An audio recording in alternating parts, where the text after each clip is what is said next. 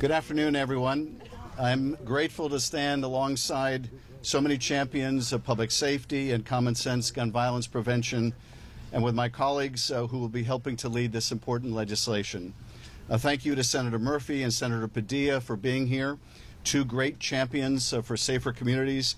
Senator Blumenthal, our other co-lead, is another tireless champion of gun safety, and he will be joining us as well.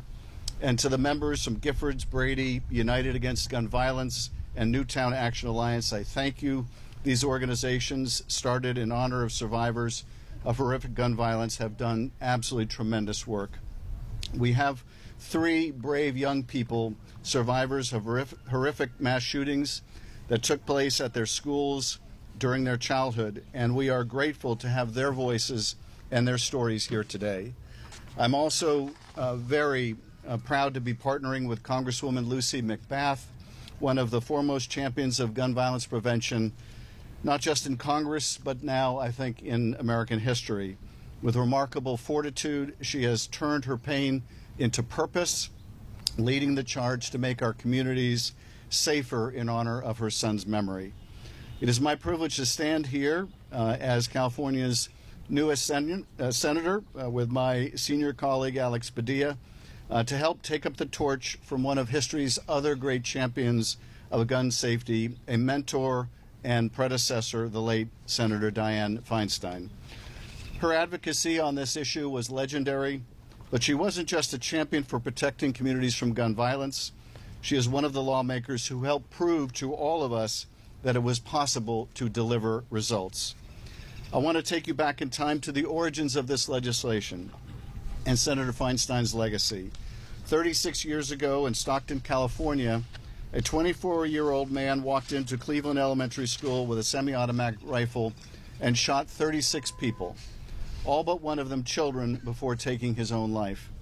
5 children were murdered that morning in Stockton. The oldest was 9 years old. The youngest was only 6. This was before Columbine, before Sandy Hook, before Parkland. This was, at a time, the deadliest shooting at a school in American history. And sadly, this was also at a time when politics did not get in the way of the obvious reaction that any lawmaker should have had in the face of this tragedy. 4 months after this horrific shooting, my great state of California led the nation by becoming the first state to create a law prohibiting ownership of an assault weapon like the one that was used that day to murder young, innocent school kids. This is how public policy is supposed to work. In the face of tragedy, those whose responsibility is to make laws to protect our society must ensure that steps are taken to protect that heartbreak from repeating. Senator Feinstein knew this. She had firsthand experience in the wake of gun violence when her colleagues, Mayor Moscone and Supervisor Harvey Milk, were murdered mere yards away at San Francisco City Hall. Senator Feinstein took the inspiration of that tragedy in Stockton and California's action to the Senate. And within 5 years, the United States would follow suit, passing the first and only ever ban on assault weapons in 1994. The result in the 10 years that it was in effect is clear. An American's likelihood to die in mass shootings fell by 70%. 70%. Gun massacres fell by nearly 40%.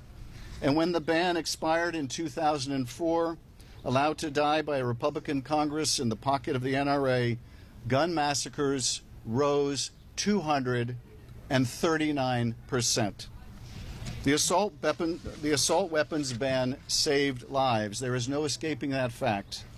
And the time since Stockton and since that federal ban expired, we have seen, sadly, the reality of gun violence only deepen in America.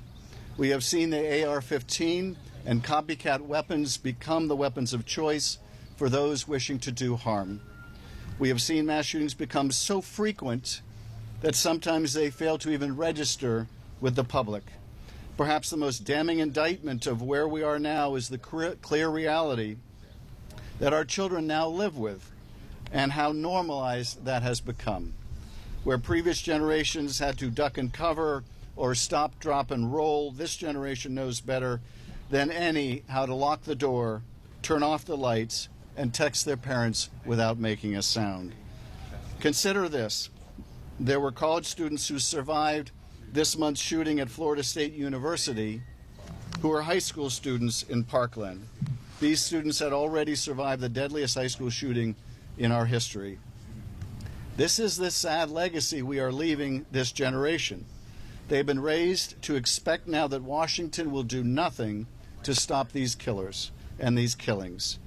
That thoughts and prayers is the best that those in power can manage.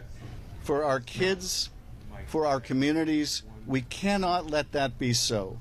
We must continue to keep the pressure on, to build on the success we found in the last administration, to find common ground on gun safety, and to remind people that this common sense measure has already proven to save lives before. We cannot allow another student, another family, another community to become the next in that horrible club that includes Stockton, San Bernardino, Thousand Oaks, Monterey Park, Poway, Fresno, and far too many other communities in California and across the country. The time to act on this life-saving legislation is now, not tomorrow, not next week, and not when the next tragedy strikes.